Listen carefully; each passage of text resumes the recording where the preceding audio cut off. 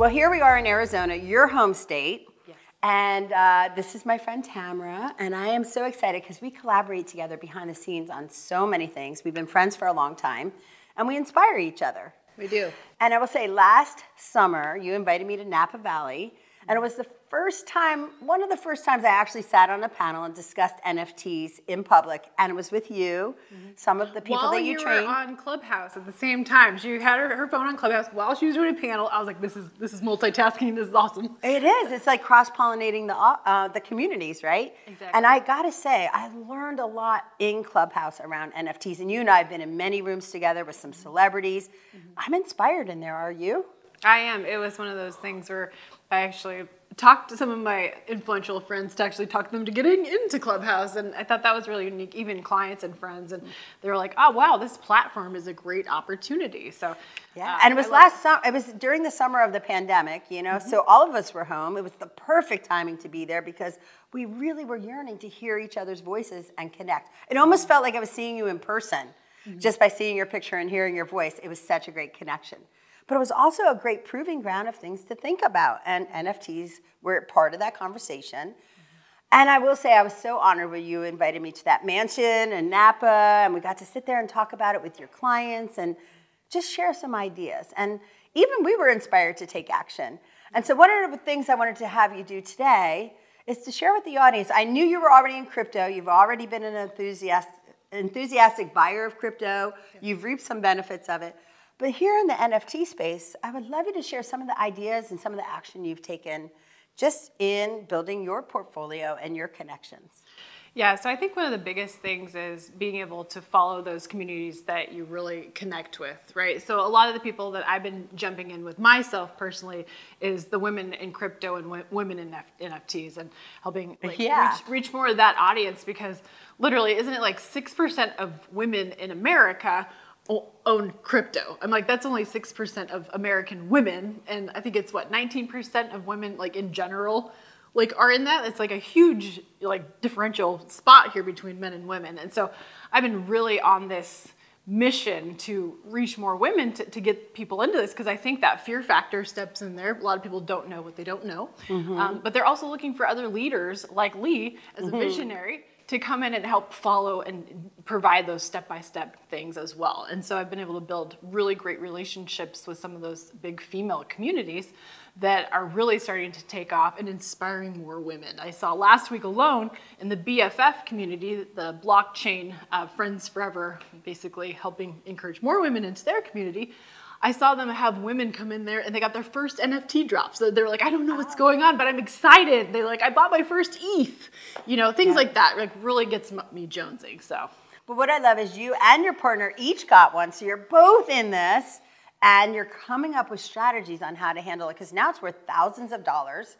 You just got them for free, right? We did. We got an airdrop because we were actually live on the 50 founding members of the community live stream. There was over 5,000 women and more people on that live stream. They had Mila Kunis, they had Gwyneth Paltrow.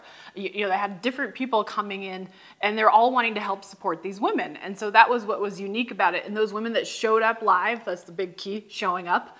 When they did that, they surprised us and they dropped us an airdrop of this friendship bracelet. And so they used that next month. We're going to use that as a token to turn that in and actually mint their actual NFT launch. It's going to be 10,000 NFTs. And we have no idea like the suspense behind it right now, but it's exciting to be a part of a community, and the Discord communities and people talking and the people tweeting and Twitter spaces. They're so big. And when you find the ones that you really mesh with, like, go double down in there, because they're always there to help support you.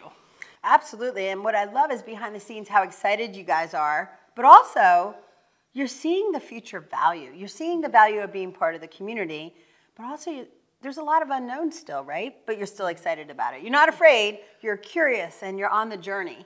That's another good point. I don't know if have you heard of Curious Addies? Not yet. Tell me. So definitely look up Curious Addies. So Curious Addies is they started the actual first NFT project on the educational side. So if you look it up at curiousaddies.com, it shows this whole husband and wife project that started together because they're really big in crypto first.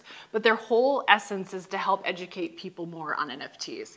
And they just dive in there. They The owners reach out, they're constantly communicating, they want to help more people. So again, it's that essence of wanting to help support people. I love that. So getting back to the BFF bracelet, you guys have been getting bids behind the scenes, yes. $2,000 for your bracelet that you have for free. Yes. And you're even like, should I sell it? Should I keep it? There is a strategy around it. So what are you thinking personally around your strategy around purchasing and selling NFTs?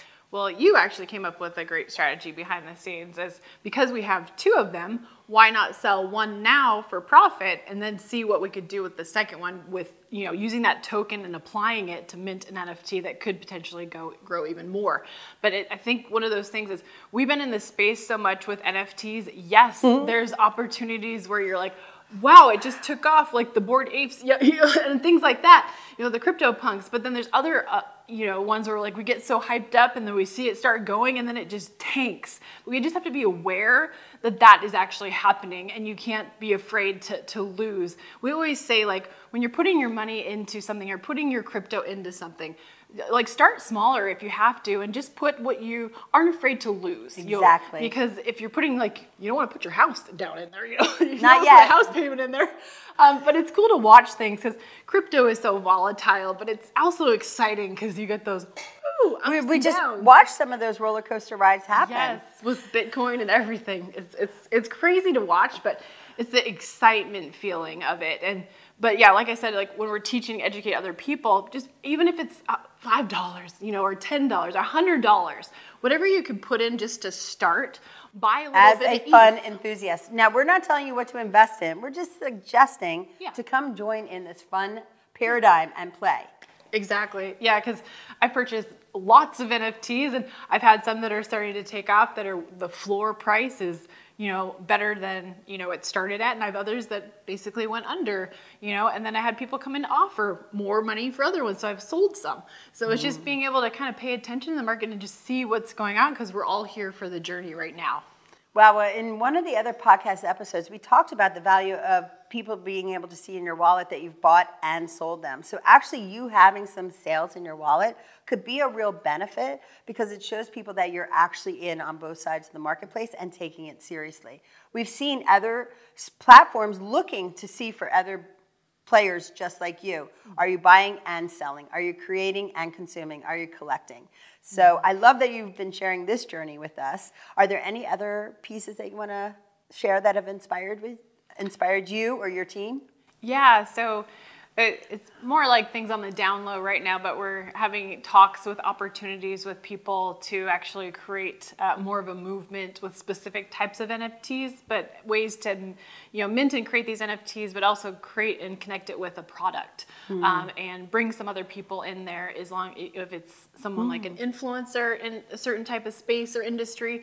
Like example, I think a really great example was Rebecca Minkoff when she did her NFT launch in New York and she had it sponsored by Yahoo. What was unique about it, because she's a fashion designer, she turned around and had a specific model, for the NFT digital art pieces.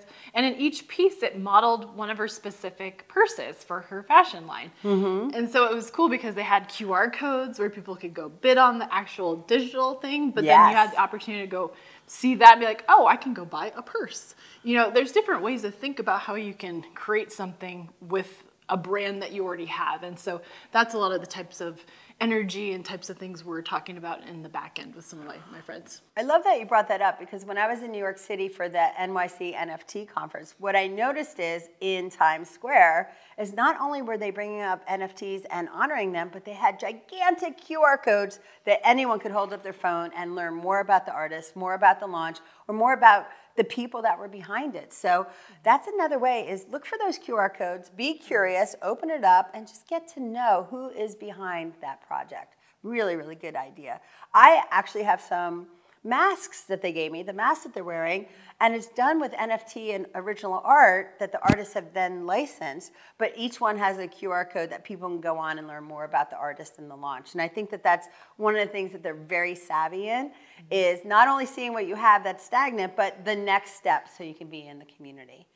So I love this. I love marketing. I love sharing this. And you are such a natural at sharing it with, because you do take action. Not only do you get ideas, you actually do something with those ideas. But so do you. So Yeah. you as a visionary too, so I'm always grateful to have you in my space. So thank you. And I just think back to that beautiful mansion we were in Napa. Our friend Charles Bird was with us, some really great people. Shannon was there, and I saw Shannon in Austin, Texas the following year, and it was really great to remember. He just spoke also at a crypto conference, I believe. Oh, he's taken it off. A lot, yes. I think he created $100,000 or $1 million project that all is around NFTs. So I'm really proud of him, and just watching him take action. That's what you do. You surround yourself with action takers, and so it just multiplies. So Tamara, thank you so much for inspiring me, but also thank you so much for supporting me. I'm really grateful. You too. Thank you so much. Appreciate you. More to come, you guys. Stay tuned.